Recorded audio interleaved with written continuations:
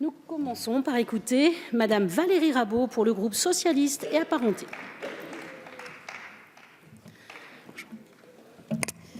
Madame la Présidente, Messieurs les ministres, Madame la Ministre, mes chers collègues, le débat parlementaire que la majorité propose d'organiser à l'issue du grand débat aurait pu, je crois, être vraiment intéressant si nous avions une synthèse de toutes les remontées des 2 mois de grand débat et si le gouvernement avait mis aussi sur la table ses propres propositions.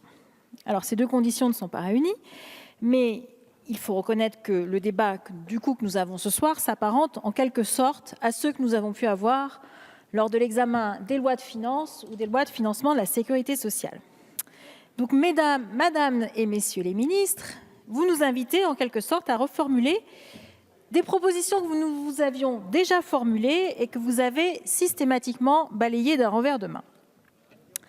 Concernant la fiscalité et les dépenses publiques, puisque c'est le sujet de ce soir, le groupe des députés socialistes et apparentés a publié à l'occasion de chaque projet de loi de finances, je dis bien chaque projet de loi de finances, il y en a eu 2, initial j'entends, un contre-budget détaillé, financé, le tout avec une seule contrainte, ne pas dégrader le déficit public par rapport à ce que proposait le gouvernement.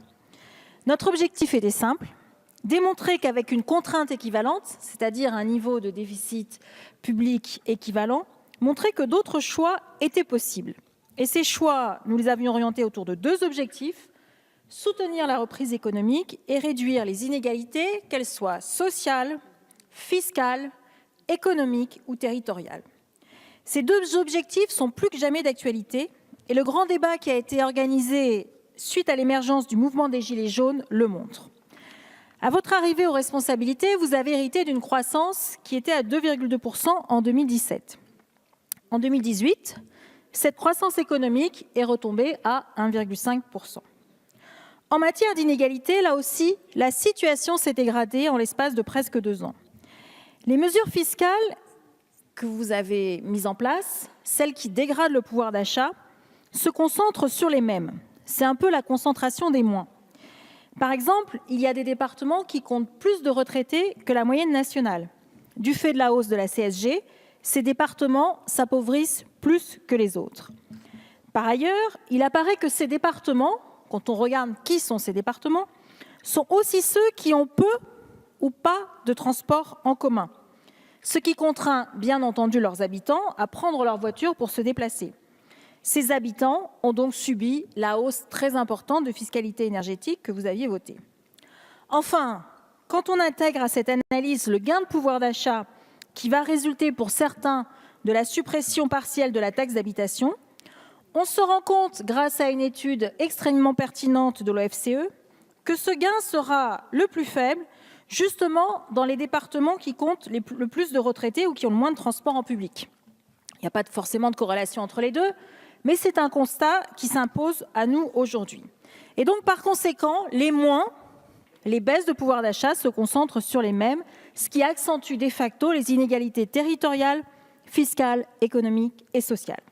De manière symétrique, les mesures fiscales que vous avez adoptées, et celles qui avantagent le pouvoir d'achat, se concentrent sur les mêmes personnes. Je ne reviendrai pas sur la suppression de l'ISF, qui va rapporter en moyenne 70 000 € sur le quinquennat, 350 000 contribuables. Jusque-là, c'est une moyenne, Monsieur le Ministre, c'est une moyenne.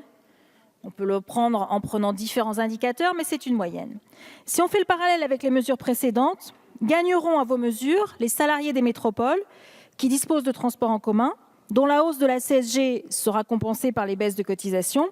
Et quand on regarde aussi l'impact de la suppression partielle de la taxe d'habitation, ce sont eux qui récupéreront le gain le plus important de pouvoir d'achat. Alors ce constat, nous l'avions prédit dès octobre 2017, mais aujourd'hui, il est ressenti par les Français. Et ça, c'est différent, ça nous place dans une situation différente de celle qui existait en octobre 2017. Un petit point également sur les finances publiques. Alors là, j'ai entendu beaucoup de choses, mais il y a toujours un juge de paix qui s'appelle l'INSEE et qui est impartial dans ses conclusions. Il y a quelques jours, il a publié un bilan 2008 des dépenses publiques. Que nous dit ce bilan? Que les dépenses publiques en 2018 ont augmenté de 24 milliards d'euros par rapport à 2017 et ce malgré les coupes que vous avez faites et qui ont affecté les Français qui ont les ressources les moins élevées. Ce bilan nous dit aussi qu'en moyenne, sous le quinquennat précédent, les dépenses publiques ont augmenté chaque année, en moyenne, entre 16 et 17 milliards d'euros par an.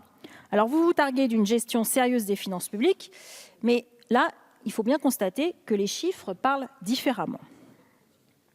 Face à cela, pas une certaine continuité, une certaine différence. Parce que si, mon cher collègue, je reprenais sous le quinquennat précédent 2007-2012, vous verriez qu'on était à une hausse des dépenses publiques de l'ordre de 36 milliards d'euros par an. Face à cela, nous vous avions proposé un certain nombre de mesures qui permettaient de corriger ces 3 reculs, et vous les aviez balayés d'un revers de main. Tout d'abord, si, monsieur le ministre, je sais que ça ne vous ressemble pas, vous aviez, c'est un plus que parfait, c'était il y a quelques mois, monsieur le ministre. Pour soutenir l'activité économique, nous vous avions proposé un plan d'investissement à 7 milliards d'euros en 2019, 300 000 logements rénovés pour supprimer les passoires énergétiques pour un coût de 3 milliards d'euros par an. Ça correspond à un triple objectif, baisser la facture énergétique de ceux qui y habitent, réduire les émissions de CO2 et augmenter l'activité du BTP. Là-dessus, vous aviez dit non. Nous vous avions proposé de mettre en place des crédits budgétaires pour relancer un plan territoire énergie positive pour les collectivités, afin que la vision de la transition énergétique soit une vision positive et qu'elle ne soit pas uniquement incarnée par la hausse des taxes énergétiques. Là aussi, ça a été non. Nous avions proposé un plan universitaire à 1 milliard d'euros, toujours sur l'investissement.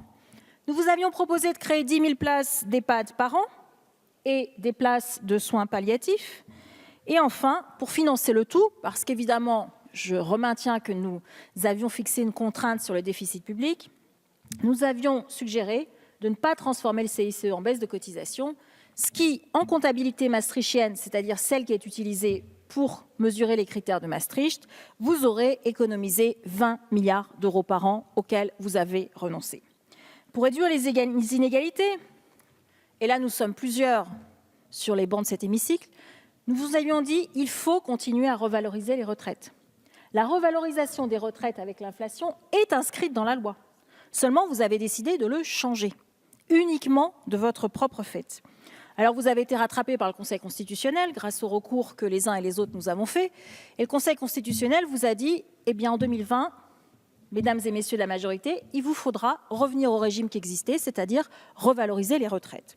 Je vois que cette idée fait son chemin, puisque le délégué général de La République En Marche semble vouloir se dire il faut revaloriser les retraites. Mais que ne nous avez-nous pas écouté dès octobre 2017, puisque ce point-là était dans tous les budgets alternatifs que nous avons publiés et que vous avez balayé d'un revers de main. Il suffisait juste de laisser la loi comme elle était.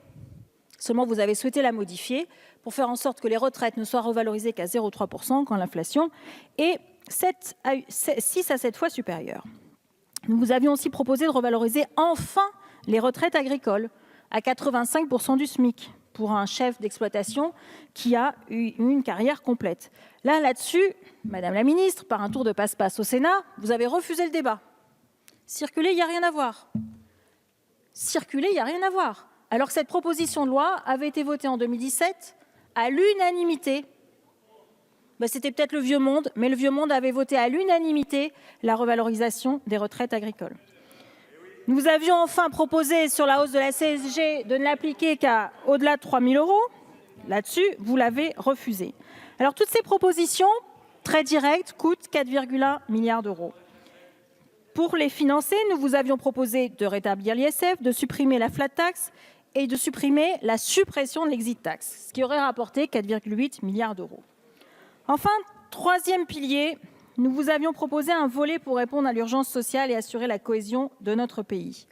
Outre le volet investissement que j'ai détaillé tout à l'heure, nous vous proposions d'expérimenter le revenu de base, c'est-à-dire être capable d'inventer l'aide sociale du XXIe siècle.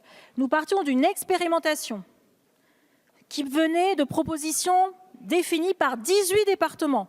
Ce n'est pas une idée sortie du chapeau comme ça, à laquelle ont répondu 15 000 citoyens.